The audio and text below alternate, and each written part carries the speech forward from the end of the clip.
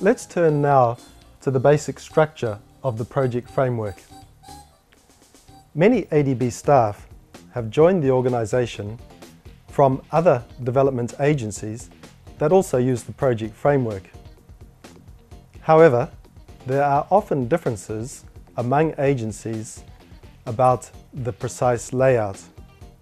It is important that we use these headings and these headings alone.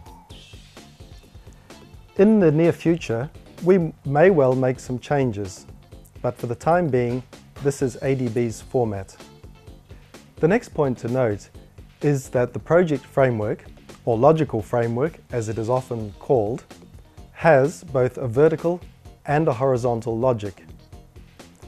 The vertical logic goes from inputs activities, outputs, purpose to goal. And the logic is that the inputs should be necessary and sufficient to carry out the activities. The activities should be necessary and sufficient to produce the outputs. And having produced the outputs, that should be necessary and sufficient to achieve the purpose.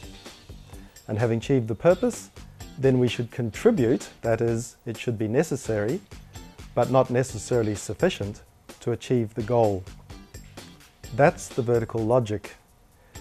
And when we look at a project framework, that logic should be apparent to the non-informed reader.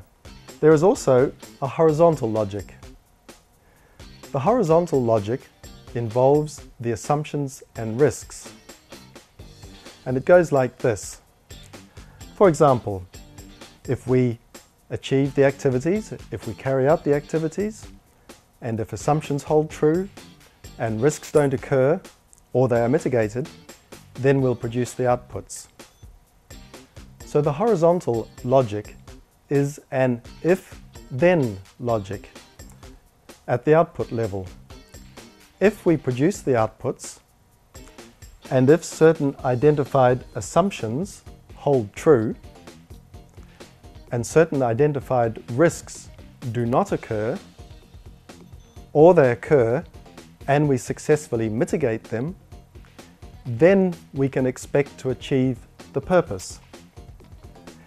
Because of this horizontal logic, the assumption and risk cell opposite the goal statement is blank, because there is no higher level.